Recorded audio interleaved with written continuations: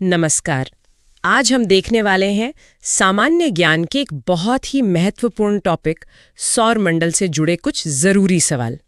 ये सभी सवाल आप जानते हैं हर तरह की परीक्षाओं के लिए बहुत महत्वपूर्ण होते हैं। बिल्कुल।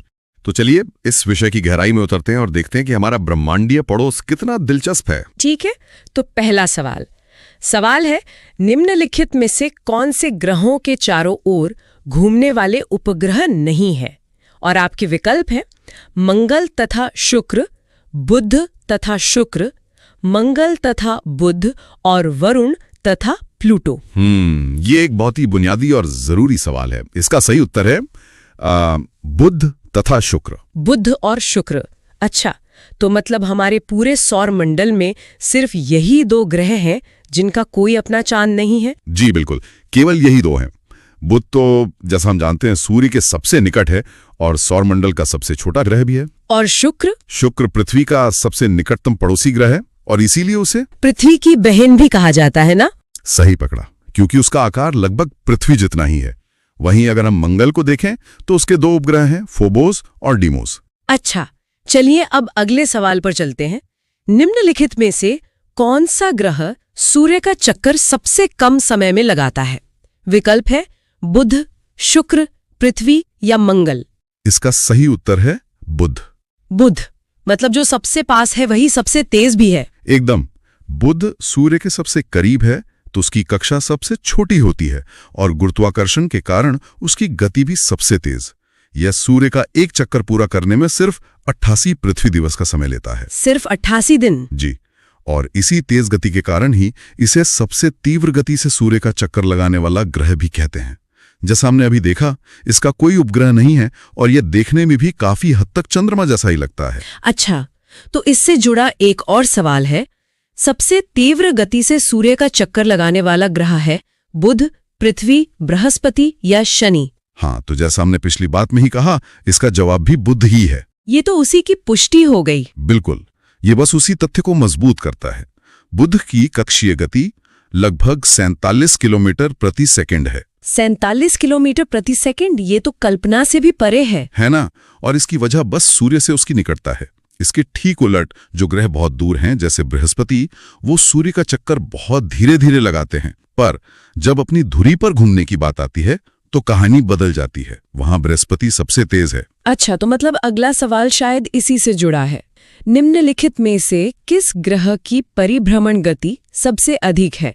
विकल्प है बुध, शुक्र, मंगल या बृहस्पति। और आपने बिल्कुल सही अंदाजा लगाया, यहाँ सही उत्तर है बृहस्पति। तो यहाँ परिभ्रमण का मतलब है अपनी धुरी पर घूमना, सूर्य के चारों ओर नहीं। जी बिल्कुल, परिभ्रमण यानी अपने अक्ष पर घूमना।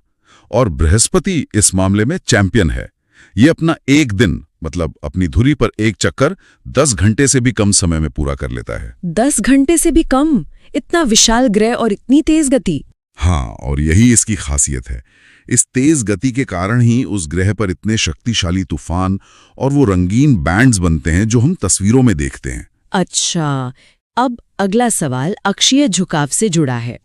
निम्नलिखित में से किस ग्रह का अक्षीय झुकाव सबसे अधिक है? विकल्प हैं पृथ्वी, बुध, प्लूटो, शनि। देखिए, दिए गए विकल्पों में स्रोत के अनुसार जो उत्तर है वो है बुध। बुध? पर मैंने कहीं पढ़ा था कि बुध का झुकाव तो लगभग ना के बराबर है। आपने बिल्कुल सही पढ़ा है। असल में बुध का अक्षीय झुकाव बहुत कम है, इसलिए वहां मौसम नहीं बदलते। तो इन विकल्पों में शायद कोई और बात है या फिर विकल्प ही सही नहीं है। तो फिर सही जानकारी क्या है? असल में अक्षीय झुकाव ही किसी ग्रह पर मौसम का कारण बनता है। हमारी पृथ्वी का झुकाव लगभग 23.5 डिग्री है, जो हमारे यहाँ मौसमों के लिए जिम्मेदार है। वैसे अगर सौर मंडल में सबसे ज्यादा झुकाव की बात करें तो वो यूरेनस का है, जो लगभग अपनी साइड पर लेटा हुआ घूमता है। वाह, ये तो बहुत ही दिलचस्प बात है। चलिए आगे बढ़ते हैं। चंद्रमा के सदृश दिखाई देने वाला ग्रह कौन सा है? विकल्प है बुध, शुक्र, मंगल या वरुण। इसका सही उत्तर है बुध। बुध? अच्छा, ये हमने थोड़ी देर पहले भी बात की थी। जी हाँ, बुध की सतह पर बहुत ज्यादा गड्ढे मतलब क्रेटर्स हैं, ठीक वैसे ही जैसे हमारे चांद पर हैं। और ऐसा क्यों है? इसका कारण यह है कि बुध का वायुमंडल लगभग है ही नहीं, तो उसे उल्कापिंडों के हमले से बचाने वाला कोई कवच नहीं मिलता। और जैसा कि हम जानते हैं, ये सौरमंडल का सबसे छोटा ग्रह है और इसका कोई अपना उपग्रह भी नहीं है। ठीक है, अगला प्रश्न। सौरमंडल का कौन सा ग्रह लगभग पृथ्वी जितना बड़ा है? आपके ऑप्शन है बुध, मंगल, शुक्र या यम। इसका सही जवाब है शुक्र। शुक्र, पृथ्वी की बहन वाला ग्रह। बिल्कुल। शुक्र का व्यास पृथ्वी के व्यास का लगभग 95% है, मतलब आकार में लगभग बराबर। और इसी समानता के कारण शुक्र को पृथ्वी की बहन या अर्थ्स ट्विन भी कहा जाता है। ये पृथ्वी का सबसे निकटतम ग्रह भी है ना? जी, लेकिन याद रखिएगा, आकार में समान होने के बावजूद इसका वातावरण पृथ्वी से बहुत ही अलग और बेहद गर्म है। हाँ, तो अगला सवाल भी इसी से जुड़ा है।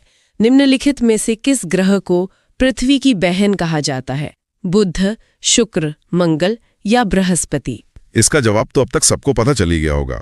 ये है शुक्र। हाँ, ये तो अब पक्का हो गया। जी, आकार और द्रव्यमान में पृथ्वी से काफी समानता है, पर यह सौरमंडल का सबसे गर्म ग्रह है और इसे भोर का तारा और शाम का तारा भी कहते हैं। एक और मजेदार बात, प्राचीन यूरोपवासी इसकी पूजा एक देवी के रूप में करते थे। अच्छा, तो इससे तो कई सवाल बन सकते हैं, जैसे कि किस ग्रह को शाम का तारा यानी इवनिंग स्टार कहा जाता है? विकल्प है मंगल, शुक्र, पृथ्वी या बुध। इसका भी सही उत्तर है शुक्र। इसे ये नाम क्यों दिया गया? क्योंकि ये सूर्यास्त के ठीक बाद पश्चिम दिशा में आकाश में एक बहुत ही चमकीले तारे की तरह दिखाई देता है। पर ये तारा तो नहीं है। बिल्कुल नहीं, ये एक ग्रह है जो बस सूर्य के प्रकाश को परावर्तित करता है, और इसी तरह जब ये सूर्योदय से पहले पूर्व में दिखाई देता है तब इसे भोर का तारा, ये मॉर्निंग स्टार कहते हैं। और ये सौरमंडल का सबसे चमकीला ग्रह भी है। जी हाँ, अगला सवाल यही है।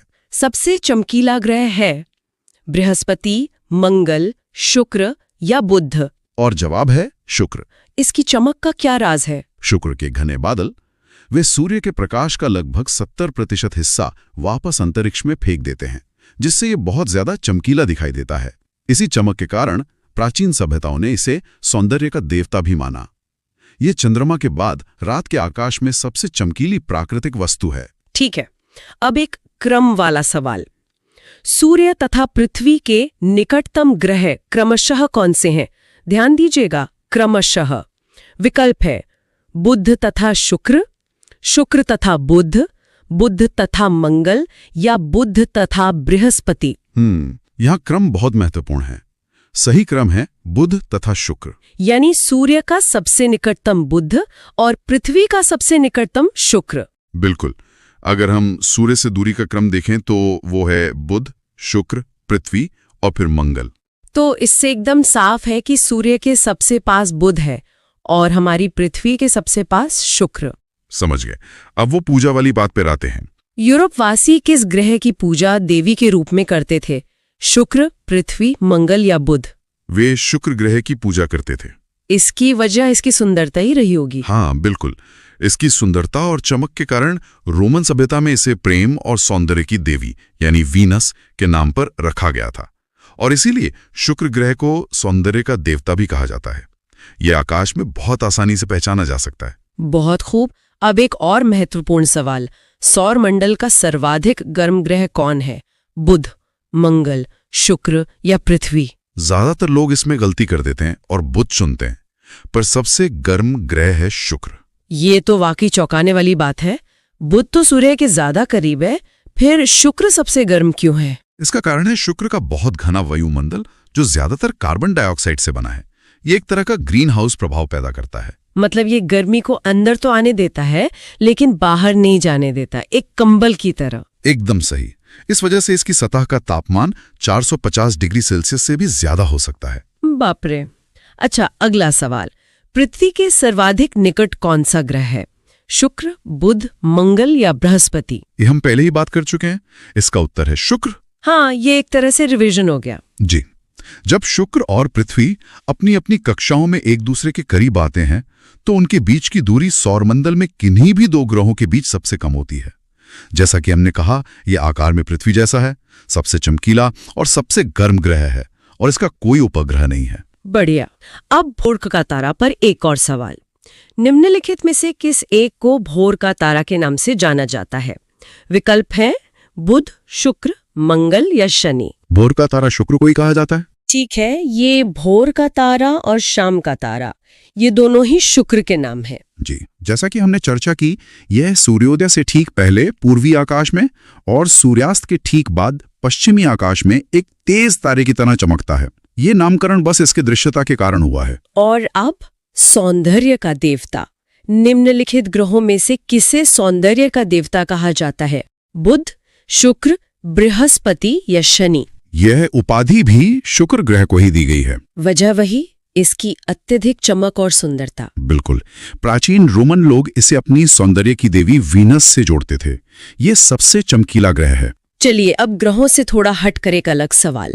सुपरनोवा है एक ग्रहिका, एक ब्लैक होल, एक पुच्छल तारा या एक मृतप्राय तारा? इसका सही उत्तर है एक मृतप्राय तारा। मृतप्राय तारा, ये क्या होता है? सुपरनोवा मतलब एक बहुत ही शक्तिशाली और चमकदार तारकीय विस्फोट होता है। यह तब होता है जब एक बहुत विशाल तारे का जीवनकाल समाप्त हो जाता है और वो अपने ही गुरुत्वाकर्षण के नीचे ढह जाता है। मतलब एक तारे की मौत का धमाका। हाँ, एक तरह से। इस विस्फोट में तारा अपनी बाहरी परतों को अंतरिक्ष में फेंक देता है। ये ब्रह्मांड की सबसे ऊर्जावान घटनाओं में से एक है। अच्छा, अब कुछ खोजों के बारे में सवाल। उत्तरी ध्रुव की खोज किसने की थी? रॉबर्ट पियरी, एमंडसन, तस्मान या जॉन कैबॉट? उत्तरी ध्रुव की खोज का श्रेय रॉबर्ट पियरी को जाता है। Robert Peary? जी, वे एक अमेरिकी खोजकर्ता थे जिन्होंने 1909 में उत्तरी ध्रुव पर पहुंचने का दावा किया था। ये पृथ्वी का सबसे उत्तरी बिंदु है। और मजे की बात यह है कि दक्षिणी ध्रुव पर सबसे पहले एमंडसन पहुंचे थे। तो अगला सवाल इसी से जुड़ा है। साउथ पोल पहुंचने वाला प्रथम व्यक्ति कौन था?